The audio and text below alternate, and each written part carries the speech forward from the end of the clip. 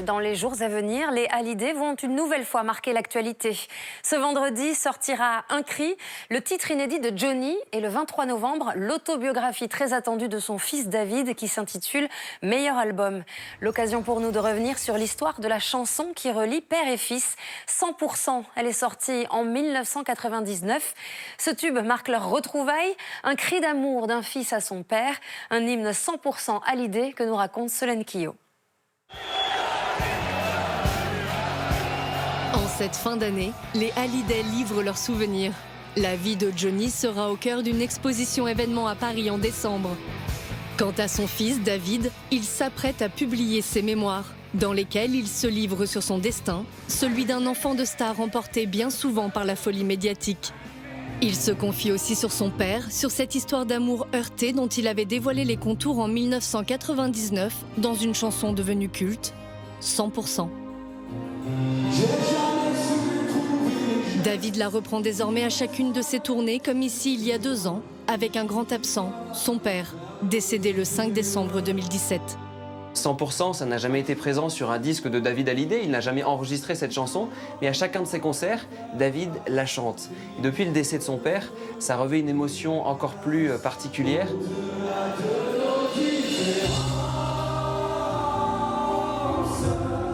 C'est un trait d'union, peut-être entre le terrestre et l'au-delà.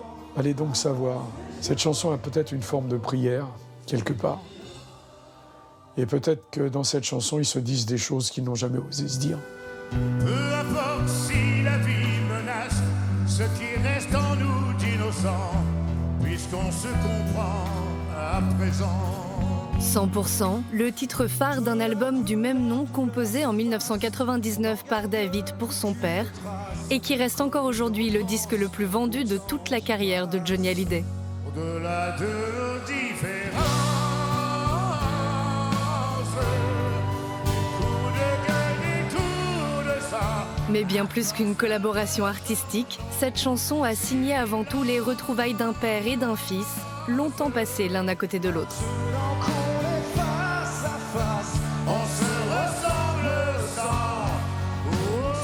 100%, c'est l'histoire contrariée entre un père et un fils, entre Johnny Hallyday, la plus grande star de France, et David, un petit garçon qui, lui, aurait juste voulu avoir un père autour de lui. C'est peut-être ce qui a manqué à David, un père qui lui dise « je t'aime » de temps en temps. Et l'album, en vérité, c'est « je t'aime » quoi. 100% je t'aime. Plus de 20 ans après sa sortie, retour sur l'histoire de cette déclaration d'amour, 100% Hallyday.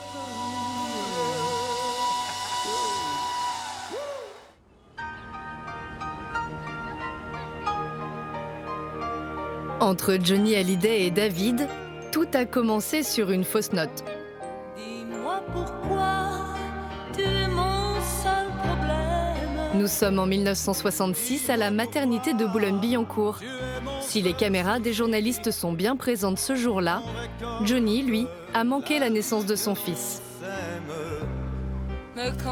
Johnny, quand David naît, il est en concert à Milan, en Italie.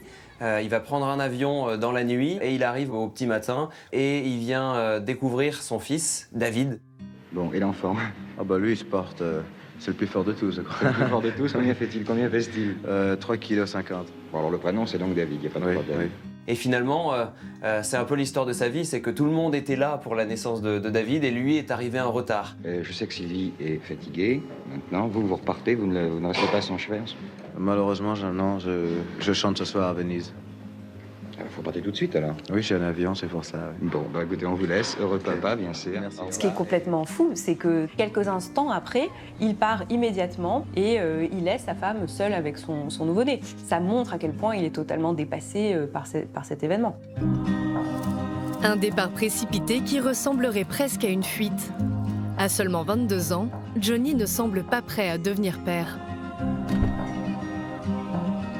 Johnny, jour et nuit, faisait son boulot, quoi. S'il n'était pas dans un train, il était en voiture ou dans un avion, voilà, où il était sur scène. Et bon, il ne voyait pas beaucoup David. Et je lui dis, tu sais, un jour, peut-être que tu vas avoir une discussion avec ton fils, et j'aimerais pas être à ta place. Il n'avait pas oublié l'existence de David, pas à ce point-là, mais À mon avis, je ne pense pas qu'il y pensait souvent, je pense pas. C'est l'enfant de l'amour, mais après, débrouille-toi, quoi. Et s'il se cache derrière sa carrière pour excuser son absence, il se pourrait finalement que la naissance de David soit venue réveiller en lui une blessure plus profonde. Je pense que Johnny n'a jamais su, en tout cas au début, ce que c'était qu'être papa, puisque lui-même n'a jamais eu de papa. En fait, son papa biologique l'a abandonné 1 an après sa naissance.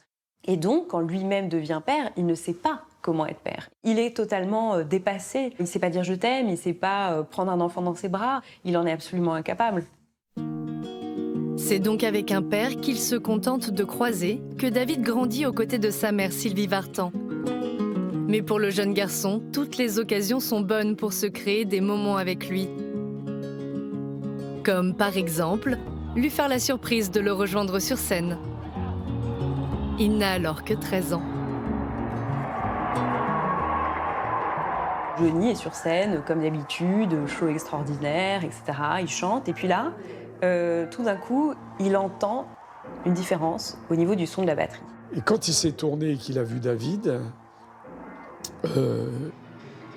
son expression, il m'a regardé, il m'a fait...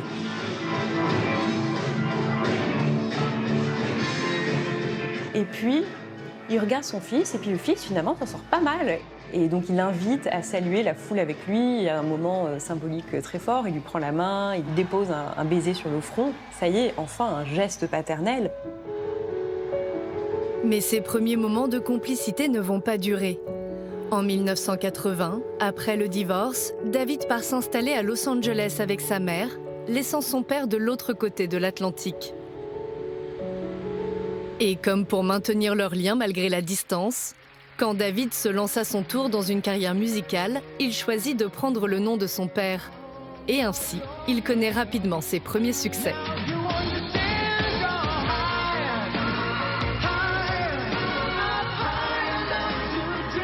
On se souvient surtout de High, qui est quand même son premier numéro 1. On est fin 88, début 89, il restera donc numéro 1 pendant 5 semaines avec cette chanson au top 50 français. C'est la première fois que la France découvre qu'il y a un autre Hallyday qui chante et qui fait de belles choses. Unis par la même passion, c'est donc grâce à la musique que David et Johnny vont se retrouver. Nous sommes en 1999, alors que David se fait petit à petit sa place sur le devant de la scène. Johnny pense à lui pour composer un titre de son nouvel album. C'est un texte de Françoise Sagan qui s'appelle « Quelques cris » et cette chanson, Johnny l'avait depuis quelques années dans les tiroirs et ne savait pas comment la mettre en musique. C'est-à-dire qu'aucun compositeur, il a essayé, il a tenté, il a appelé des amis pour mettre une musique, poser une musique sur les mots, mais ça lui convenait jamais. Il propose donc ce texte à David Hallyday, qui avait déjà écrit quelques chansons pour Johnny, Possible en moto, Mirador notamment. Et David lui offre la musique finalement de ses rêves, vraiment un écrin pour ce texte de Françoise Sagan. Et de là naît l'idée dans la tête de Johnny de demander à son propre fils de composer tout l'album.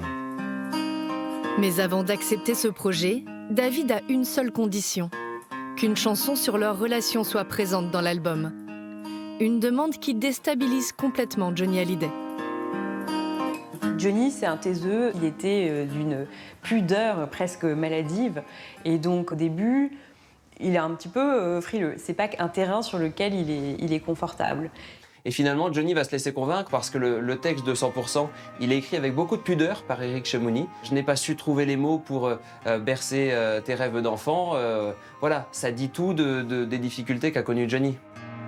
J'ai pas toujours trouvé les mots pour bercer tes rêves d'enfant.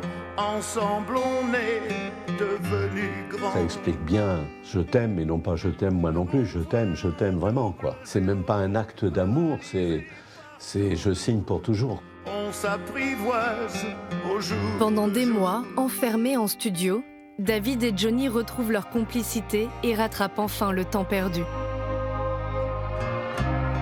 Ils se sont retrouvés sur plein de choses. D'abord, la passion pour la musique, évidemment, le rock, la passion pour la Californie, les États-Unis, la passion pour les motos. Finalement, ils se ressemblent incroyablement physiquement, ça c'est totalement frappant. Mais en réalité, ils se ressemblent sur plein de choses.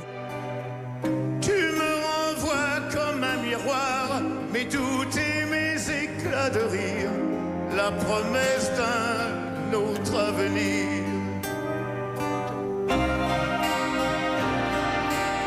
Sorti le 13 septembre 1999, le succès de l'album dépasse toutes leurs attentes. Peu importe si la vie menace ce qui reste en nous d'innocent, puisqu'on se comprend à présent.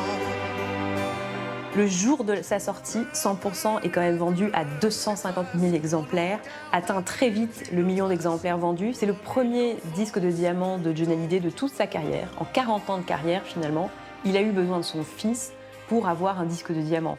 Là, on est dans le féerique, on est dans la magie, parce que c'est l'histoire d'un petit garçon qui retrouve son papa, le prince du rock'n'roll, et qui lui fait son plus beau cadeau. Et leurs retrouvailles, Johnny et David les vivent aussi sur scène, car si cette chanson n'est pas un duo, c'est pourtant à deux qu'ils tiennent à l'offrir au public. 100%, père et fils. Un rendez-vous qui devient incontournable. Jusqu'en 2013, Johnny invitera son fils sur presque toutes ses tournées. À force d'échanger nos silences. Moi, à chaque fois que je les ai vus et entendus chanter cette chanson en duo, ça m'a bouleversé. Parce que là, il n'y avait plus de tricherie, là. C'était deux mecs qui se regardaient dans les yeux, qui, quelque part, faisaient leur métier, mais ça dépassait de très très loin tout ça, quoi. Il y avait des regards qui ne trompent pas.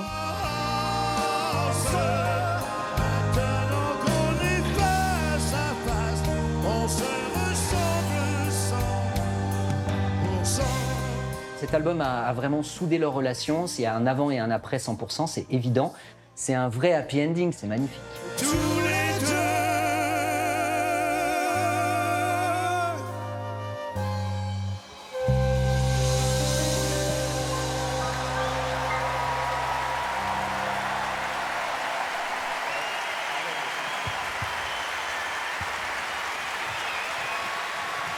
Mon fils, David Hallyday. T'es le meilleur. Et puis on va en faire d'autres de chansons. Eh ben, j'espère bien. Johnny et David n'auront pas eu le temps de retravailler ensemble. Le 5 décembre 2017, le rocker meurt des suites de son cancer à 73 ans. Laissant aujourd'hui David seul pour continuer de faire vivre ce titre qui aura tant compté pour eux.